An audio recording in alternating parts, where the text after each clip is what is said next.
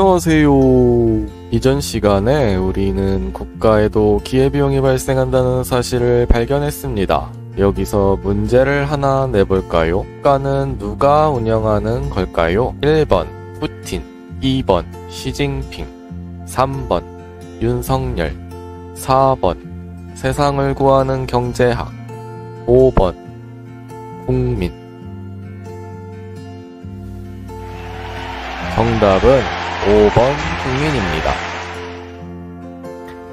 사실 국가의 정체가 다른 나라도 많이 있는데 중국은 인민위의 공산당이 나라를 운영하는 주체고 사우디아라비아나 브루나이 같은 전제왕조 국가들은 국왕이 나라를 운영하는 주체이며 이란이나 바티칸은 종교 지도자가 나라를 운영하는 주체입니다. 또 북한은 이론적으로는 운영 주체가 인민 대중인데 그 인민 대중이 스스로 혁명을 잘 완수할 수 없으므로 인민 대중의 의지를 수령의 영도력 하에 묶어놓는 주체 사상으로 결국 수령이 운영하기는 하지만 여하튼 21세기에는 독재국가라고 하더라도 일반론적으로는 대부분의 현대국가는 표면적으로라도 국가의 운영 주체를 국민에 비정함으로 국민이라 하겠습니다.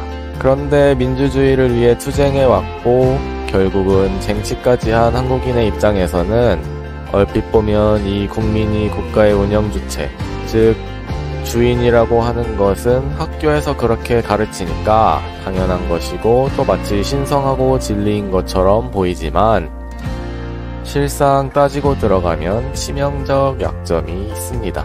중심극한 정리에 따라 결국 모든 국민의 대의는 정규분포에 수렴하고 그 말은 평균으로 나타난다는 것입니다. 무슨 말인고 하니 어떤 국가가 전 국민의 의사를 국정에 반영하게 된다면 결국 국민 수준의 딱 평균으로 나타난다는 말입니다. 국민 수준의 평균을 뛰어넘는 정치가가 나타나기 힘들다는 것이지요. 사람들은 국회의원이나 행정직 수반들은 뭔가 대단한 사람들이라고 생각하지만 그들이 뭔가 대단한 사람이 되려면 어떤 분야에서 전문가로서 자신의 전문 분야에 맞는 직책을 얻을 때만 가능합니다. 하지만 대부분의 경우에는 그냥 정치인이 직업이죠. 한 가지 예를 들어볼까요? 물론 우리는 국민의힘 당대표로 이준석 씨를 뽑은 적이 없지만 이준석 씨는 국민의힘 당원들의 투표와 여론조사로 국민의힘 당대표로 뽑혔습니다. 어떻게 보면 이준석 씨는 투표로 뽑힌 자들의 투표로 뽑힌 것이나 마찬가지입니다. 물론 일반 당원과 여론조사가 그렇게까지 말하기에는 억측일 수도 있겠지만 기본적으로 일반 당원들이라는 것은 그 당에 적극적으로 참여하는 사람들만이 얻는 직위고 여론조사는 견제 세력의 의사를 거르기 힘들기 때문에 일종의 알짜배기라고 할 수 있죠. 그런데 이준석 씨는 30대 나이에 한나라의 여당 대표라는 자리에 앉았지만 이준석 씨의 전문 분야가 뭔지 아시는 분 계시나요? 아니면 정치권 들어오기 전의 경력은요? 정치라는 것이 말 좀 잘하면 정치인으로 뽑히는 건가요? 이준석 씨는 왜 정치를 해야 하죠? 결국에는 어떤 문제가 시급하기 때문에 어떤 문제에 대한 전문가를 뽑아 그 문제를 해결하기 위함이 아니라 그냥 정치바닥에서 돌아다니는 사람들 중에 조금 인지도 있는 사람으로 표가 집중되게 되고 그렇게 해서 당선된 사람은 전문 분야도 없고 목적도 없기 때문에 자신에게 표를 준 사람들의 의견을 수렴해 이 사람한테도 욕 안 먹고 저 사람한테도 욕을 안 먹을 딱 중간값으로 행동하게 됩니다. 결국 열심히 하면 뽑아준 사람들의 의도와 다르게 행동한다고 욕먹는 경우가 생기고 못하면 무능하다고 욕먹는 경우가 생기기 때문에 처신에서도 유능과 무능의 중간값을 따르게 될 가능성이 높죠. 아니 애초에 전문가가 없으니 중간 말고는 달리 할 수 있는 게 없을 수도 있겠네요. 이 국민 수준의 중간으로 대의가 수렴하는 것이 위험한 이유는 모종의 중후정치로 국민의 수준이 전반적으로 조금만 낮아지거나 선동당해도 국가의 운영과 수준이 하락하기 때문입니다. 베네수엘라와 그렉시트로 대표되는 그리스의 정치인들은 국가가 나아가야 할 길이 아니라 자신들의 이해관계로 국민들에게 감언인설을 하며 국가를 위험에 빠뜨렸습니다. 그 운영 주체인 국민의 수준이 낮기 때문에 국가의 한정된 자원을 근시안적인 곳에 사용했고 결국 최저 효용과 최대 기회비용이 발생한 것이지요. 또 과거 히틀러는 당시 독일의 모든 문제를 유태인과 외국의 책임으로 돌리며 독일 국민들을 선동했고 90%가 넘는 몰표를 받으며 독일의 자유와 국민을 파탄으로 몰고 갔습니다. 중요한 것은 이 모든 것이 국민이 스스로 선택한 것이라는 것이죠. 이 모든 파멸의 원인은 국민의 지적 역량과 수준에 의해 결정된 것입니다. 국가를 국민이 운영하기 때문에 책임을 회피할 수 없는 것이죠. 반면에 잘 사는 나라들도 마찬가지로 국민의 선택이라고 할 수 있습니다. 그렇다면 국민의 선택으로 국가가 효율적인 운영을 하는 것이 가능하려면 중요한 것이 무엇일까요? 바로 국민 지식 수준의 평균을 올리는 것입니다. 어차피 소수의 엘리트가 나라를 이끌어갈 수 없고 다수의 국민의 평균 수준이 국정 운영의 수준으로 나타난다면 국민의 평균 역량을 올리는 것만이 국가의 국정 운영 수준을 올리는 길이 될 수 있습니다. 국민의 지식 역량의 평균이 높아진다면 그 정부의 의정자들이 감히 위로는 국민을 속이고 아래로는 사익을 추구하며 자신들 당파의 이해관계에 따른 정치를 차단할 수 있습니다. 스위스 아시죠? 스위스에서 2016년에 국민들에게 월 300만원의 기본소득을 제공하는 투표가 붙여졌습니다. 그런데 무려 77%의 반대로 부결되었죠. 왜 그랬을까요? 결국에는 내 세금으로 왜 나라에서 나한테 선심을 쓰는 척 하느냐로 요약할 수 있습니다. 당시 월 300만원이라는 돈은 한국의 국민소득으로 비교해본다면 월 150만원 정도라고 할 수 있겠네요. 기본소득이라는 건 본래 자유주의 시장경제학계에서 전적으로 밀고 있는 제도입니다. 대신 모든 복지를 포기해야 하죠. 그런데 한국에서는 이상한 기본소득을 주장하는 사이비 기본소득론자들이 많습니다.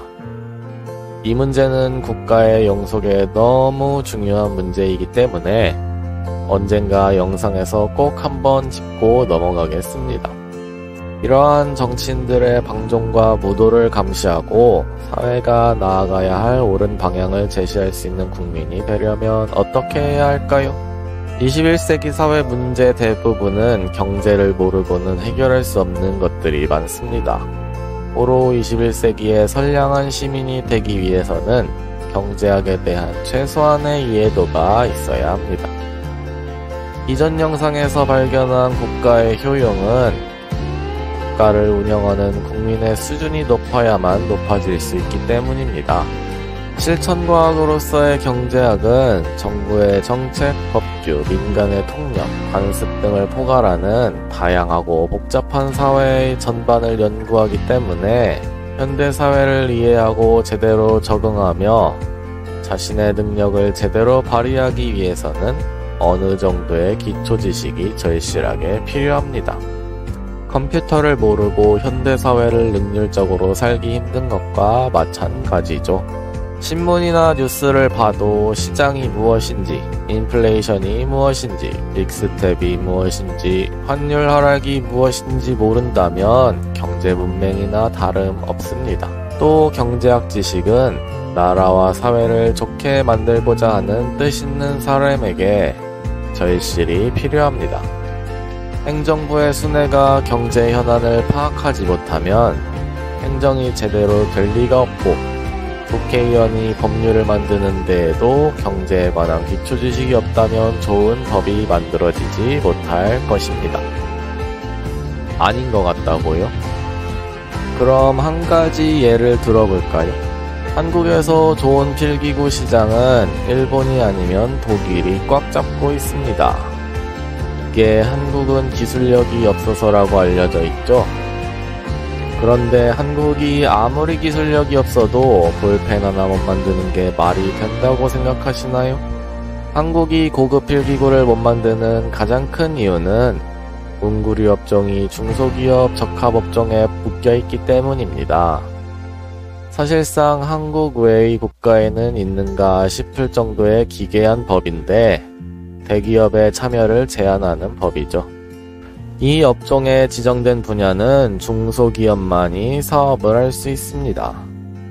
가격이나 품질 경쟁이 아니라 대기업과 중소기업이라는 기업의 크기로 시장에 제한을 뒀기 때문에 가격이나 품질 면에서 소비자는 당연히 손해를 볼 수밖에 없는 구조인데, 한국의 필기구는 기본적으로 시장이 작기 때문에 해외에 수출하지 않으면 저가의 저품질 제품을 만들면서 이득을 보는 것이 고품질 고가의 필기구를 만들어 투자를 하는 것보다 낫고, 만약 고품질 고가의 필기구를 만들어서 성공한다고 해도 대기업이 돼버림으로써 본래 필기구 업체가 필기구를 더 이상 만들면 안 되는 상황에 빠지게 됩니다. 당연하죠. 중소기업만 해야 되는 업종인데 대기업이 되면 안 되는 거니까. 그래서 한국은 고품질의 필기구를 안 만드는 겁니다. 이런 법을 만들면서 소비자와 사회를 우롱해도 중소기업 이해 당사자와 경제에 대한 몰이해의 국회는 오늘도 이런 이상한 법들을 만들어 나가고 있습니다. 만약에 많은 국민들이 이러한 법률 제정의 피해가 국민에게 돌아온다는 것을 알고 인정한다면 아마도 이런 법률의 관계자는 자연스럽게 퇴출될 것입니다. 결국 국민의 경제에 대한 몰이해가 국민 대다수의 효용을 해치며 발등을 찍는 피해를 입히는 것으로, 이것을 의도하고 투표한 사람은 없겠지만 본인의 무지가 의도치 않게 본인과 다른 사람들에게 피해로 돌아오는 것입니다. 고로 선량한 국민이 되기 위해서는 남과 사회에 피해를 끼치는 행위를 해서는 안 된다는 전제가 있다면, 그러한 국민이 되기 위해서는 반드시 경제학에 대한 공부와 이해도가 어느 정도 필요하다고 할 수 있습니다. 그렇지 않다면 남과 사회, 심지어 본인에게까지 피해를 끼치는 나쁜 시민이 될 가능성이 높아지기 때문입니다. 이상으로 오늘 영상을 마치겠습니다. 나가시기 전에 구독, 좋아요, 알림 설정까지 부탁해요. 그럼 안녕.